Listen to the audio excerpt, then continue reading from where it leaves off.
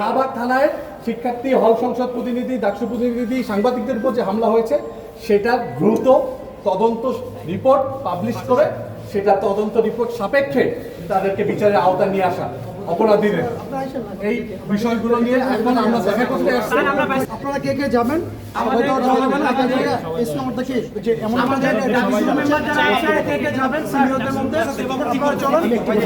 ভিতরে যাওয়ার পর আমাদেরকে শাসন হয়েছে, আমরা নাকি সিন্ডিকেট মিটিং বানচাল করার জন্য ভিতরে বলছে। এখন আবার ভিতরে রাখতেছে, ভিতরে গেলে আবার বলবো বেতন করে মিটিং এ বসছি। আমরা ভিতরে গেলে চাই না, বাইরে আসতে হবে। এখানে দাবি জানাবো, আমাদের দাবি এখানে জানাবো। আমাদের দাবি রক্ষা করা হয় নাই। আমরা চাই নীতিনির্ধারণী সভা চলছে, স্যাররা আসবেন, আমাদের সাথে কথা বলবেন, আমরা দাবিগুলো পুনরায় জানাবো এবং আমাদের দাবি বাস্তবায়নের আশ্বাস নিয়ে আমরা এখান থেকে ফিরবো। ফ্যাসিবাদের দোষর যেসব শিক্ষক এবং কর্মকর্তা কর্মচারী যারা এখন পর্যন্ত আছে ফ্যাসিবাদের দোষর, তাদেরকে বরখাস্ত করতে হবে এবং একই সাথে শাহবাগ থানায় ডাকসু প্রতিনিধি, হল সংসদ প্রতিনিধি, সাংবাদিকদের উপরে যারা হামলা করেছে সেটা তদন্ত এখনো হয়নি। সেখানে সুস্পষ্টভাবে ক্যামেরার সামনে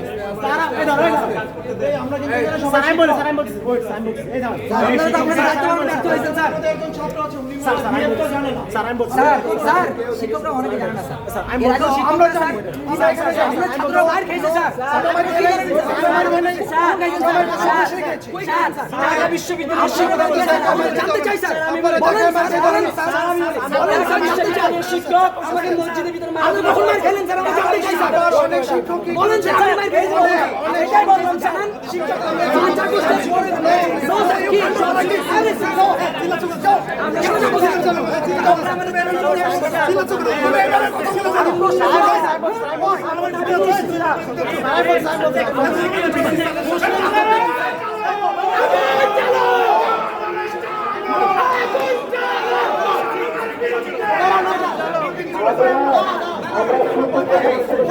প্রশ্ন করেছি, প্রশ্নের উত্তর চাই।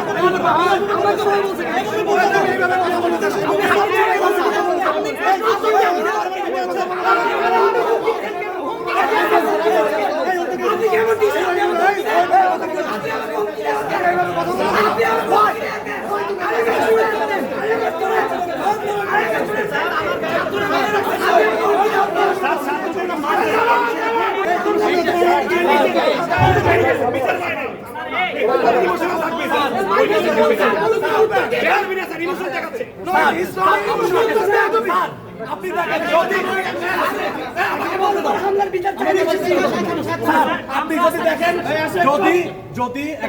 যদি একজন সহকারী প্রক্টরকে এভাবে কেউ আঘাত করতে, তখন কি করবেন? যদি আমার প্রবোস্ট স্যারকে কোন প্রক্টর স্যারকে যদি এইভাবে আঘাত করতো, এইভাবে মার দিত, আপনারা কি করতেন তখন? আপনারা তখন কি করতেন? আপনারা 3 মাস পরে কি তদন্ত চালায় যাইতেন? যেখানে স্পষ্ট ফুটেজ আছে, যেখানে সময় লাগবে সেখানে ওয়েট করতে হবে। দুনিয়ার কোন ট্রাইব্যুনালে এত সময় লাগে না। দুনিয়ার আপনারা সময় দিয়ে হইতে 3 দিন বারবার সময় এক্সটেন্ড করতে চান, সময় কি একবারে নেওয়া যাইতো না? বারবার এক্সটেন্ড করার প্রয়োজন কি? আমাদের সরকারি পক্ষ থেকে কোনো কথা নাই, আমাদের কোনো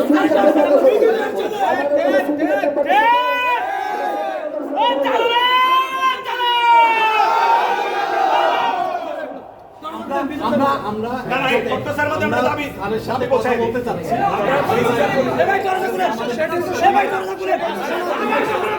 উনি যেভাবে কথা বলতেছে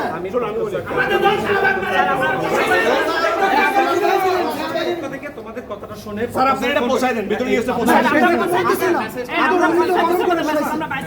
আপনারা কথা বলতেছেন আপনাদের সাথে কোনো ঝামেলা হয়েছে উনি তো এটা পৌঁছায় দেন কথা বলতেছে এটা পৌঁছায় দিবেন স্যার উনি আমাদের শাসাচ্ছে উনি কি এভাবে কথা বলতে পারেন আমরা মূল পয়েন্টে থাকি আমরা মূল পয়েন্টে থাকি আমরা অন্য পয়েন্টে যাব হাসিনারও ফাঁসির রায় হয়ে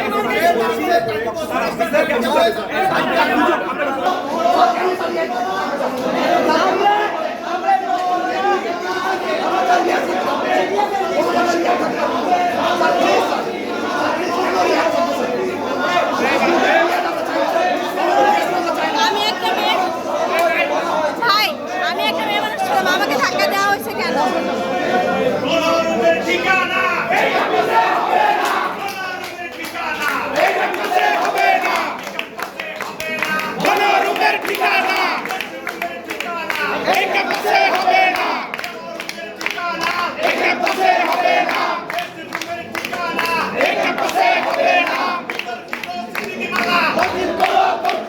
আমরা চাই না এই ক্যাম্পাসে কোনো সহিংসতা ফিরে আসুক। আমরা চেয়েছি নিয়মতান্ত্রিক ভাবে বিশ্ববিদ্যালয় প্রশাসনের মাধ্যমে এই ঘটনা শুরু করতে, কিন্তু আপনারা দেখতে পাচ্ছেন আজকে বিশ্ববিদ্যালয় প্রশাসনের আচরণ সেই ক্ষমতাসীন দলের ছাত্র সংগঠনের সাথে কোনো রকম ভিন্নতা নাই। আজকে তারা উল্টো আমাদের চোখ রাখতে দেখাচ্ছে। আমরা কিন্তু হামলা করে চাইলে পারতাম পাল্টা হামলা করতে বা কোনো ধরনের সংঘাতময় ঘটনা সৃষ্টি করতে, কিন্তু আমরা ক্যাম্পাসের শান্তি শৃঙ্খলা নষ্ট হবে এই চিন্তার হামলা কিন্তু করে নেই। আমরা পাল্টা কোনো ঝামেলা করে নেই। আমরা চেয়েছি অত্যন্ত নিয়মতান্ত্রিক ভাবে বিশ্ববিদ্যালয় প্রশাসনের মাধ্যমে এই ঘটনা শুরু করতে, কিন্তু আপনারা দেখতে পাচ্ছেন বিশ্ববিদ্যালয় প্রশাসন তারা কিন্তু সেই আগের মতোই সেই ছাত্র সংগঠনের মতোই তাদের মধ্যে একই আচরণ তারা করতেছে। আজকে আমরা বিশ্ববিদ্যালয়ের কাছে বারবার গিয়েছি, তার কাছে আমরা বারবার যাওয়ার পরেও যখন কোনো সমাধান হয় নাই আমরা বাধ্য হয়ে এখানে এসেছি। এখন তারা এখানে আমাদের ঝামেলা করতেছে। পলিটিক্যাল রিয়াক্ট মানি না মানবো না